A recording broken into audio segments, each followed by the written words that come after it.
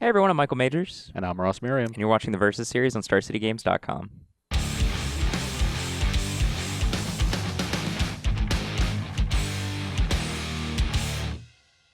All right, we're here today for a little Bant tokens versus Green-Black Elves action.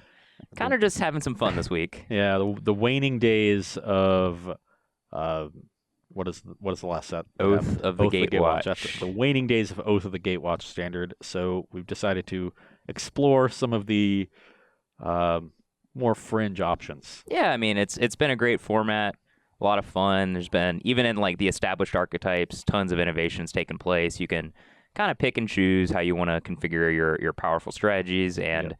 I think both these decks look fine and should be a lot of fun. Yeah, they both have powerful cards. You are harkening back to Sam Black's deck from Pro Tour Battle for Zendikar. Yep. I am harkening back to my days To playing Legacy Elves. yeah. Did a daily digest on a very similar list to this, which is where I got the inspiration for it on Monday of this week. Mm-hmm. So you guys can check that out to see the original take on the deck, and I have made a few changes as a I don't want to be really conceited, but I'll say Elf Master. Oh, I see. Yeah, you just got so jealous watching me trigger my Elvish Visionaries over the past 2 months. Had to get a little bit in on that, huh? I get really jealous whenever I see anyone trigger an Elvish Visionary. When I walk around a Legacy Open or just like a Legacy side event, and I see someone play an Elvish Visionary, I'm really jealous. I'm tempted to just like knock them out of the chair and try to tag in. What do you feel when you see a Silvergill Adept? It's like the same thing, but has one hole more power. Yeah, but there's no blue Gaia's Cradle, so I'm not that jealous because I know they don't have Gaia's Cradle in their deck. I see. Well, you also do not have Gaia's Cradle in your deck.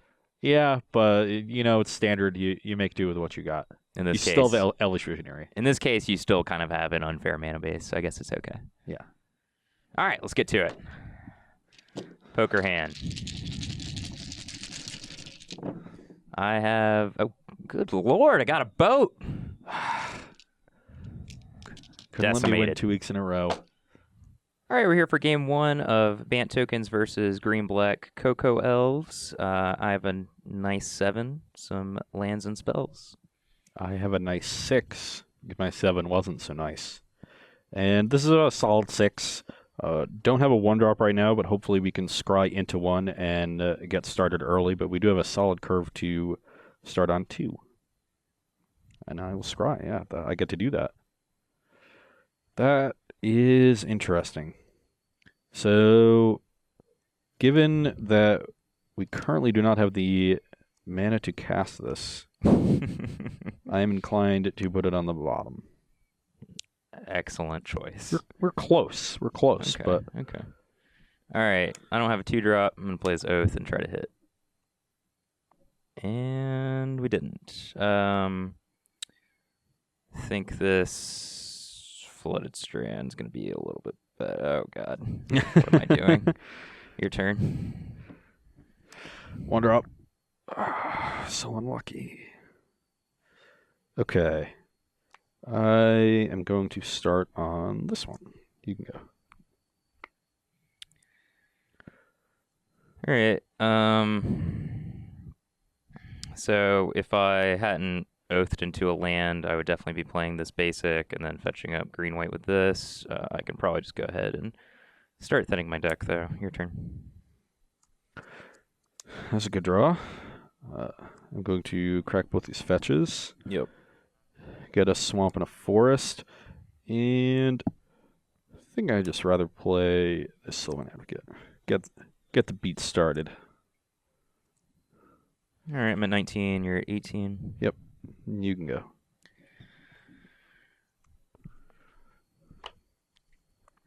All right. Not a bad draw. Play an island. Go ahead and jumpstart Ross's Sadness. Your turn.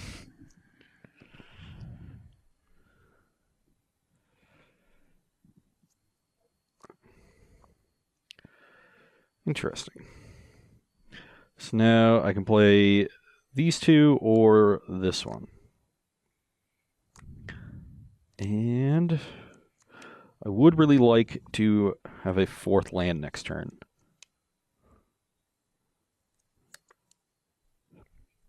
but this is certainly a more powerful play. And even if I don't have a fourth land, I can double spell then. So I will take a point to 17 and play Nissa and Yep. make the plant. Yep. You can go. All right. Interesting draw. I think we can just safely start by attacking Nissa.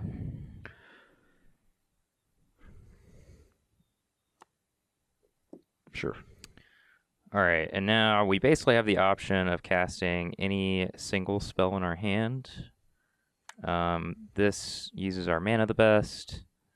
I don't really want to go ahead and burn this effect, and this is just hyper inefficient right now. And especially next turn, we can choose between doing either this or both of these. So I'm just going to play a land and pass the turn.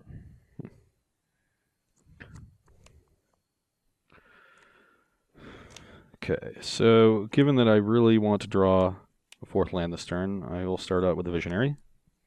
Yep. So unlucky. Okay. I'll go to 16 and play Thornbow Archer. Yep. And I will make another plant. You can go. I'm going to go to 18, get Prairie Stream, and cast Secure Waste for 3. Yeah, this is not going particularly well.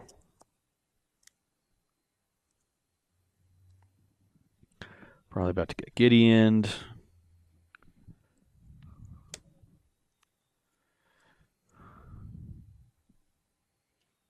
My horde of tokens. There we go.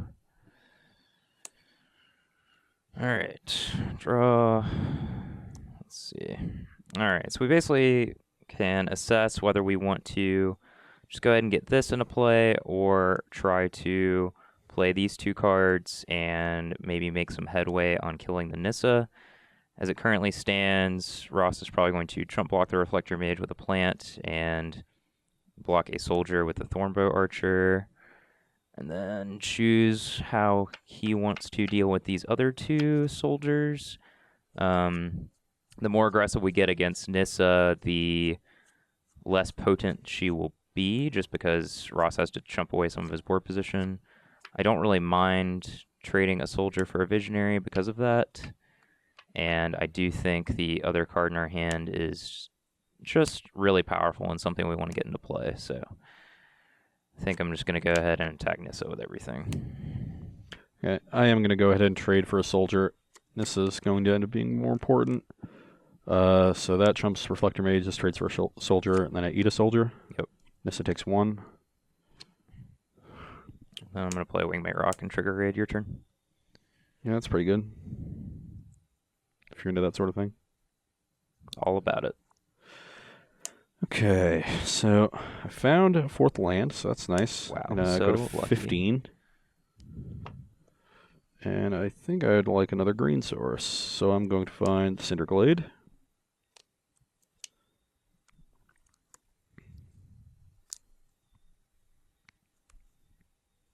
And now if Ross wants to use the Anthem effect on Nissa, she's going to die this turn. I'm probably more inclined to do so now that Wingmate Rock's in play. Yeah. So I can play this, or I can play some combination of these. And I think our best bet is going to be to save this until we have a larger board. So I will play a Sylvan Advocate, Yep. a Dwynen's Elite, Yep. getting an Elf. Now, if I make a plant, I save myself essentially 3 life, but I think I would rather be able to crack back for more damage, so I'm going to -2 this Nissa and use all our dice.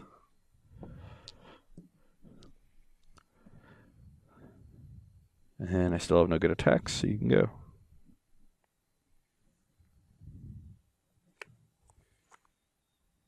Okay. Definitely not making any headway on the ground, so we're just going to attack. And despite there being lots of bows around there, no reach. Okay. So I trigger that, go to 21, you go to 9. You're at 18, right? From 2 fetches, so you go to 20. Yes, I'm sorry. And I go to 9. Gotta watch out for Major's cheating. Definitely huge scum. So I'm going to play this Reflector Mage so we can decide whether it's beneficial to just permanently get rid of something like a plant, or whether we want to bounce the Sylvan Advocate, which, should it get enhanced by having 6 lands in play, could actually be a sizable threat. I think we're just going to bounce the Sylvan Advocate, and then I'll play my own Advocate. Pass the turn.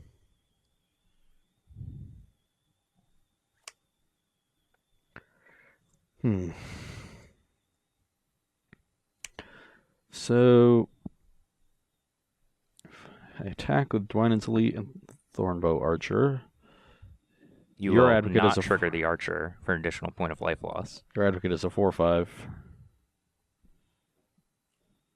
That's probably not good for me. I could kill the Advocate and play... I can't replay Sylvan Advocate. Correct. It's probably a bad thing that I have 3 of them in my hand. Yeah, probably. I'm no expert, but Yeah. That doesn't seem like the best. Cabal therapy for 3 Sylvan Advocates is not good. Okay, then why don't I cast a Collected Company and see what happens? You could put a Sylvan Advocate into play off the Collected Company.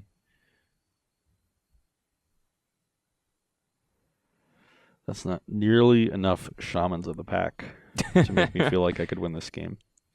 If I had hit 2 and then ripped another company and hit the other 2 off that one, I think I could have won. I would probably die. That's true. That's 24. I'll trust you. That's hard. That felt like my out. And at this point, yeah, there's just no way I win this game. Okay.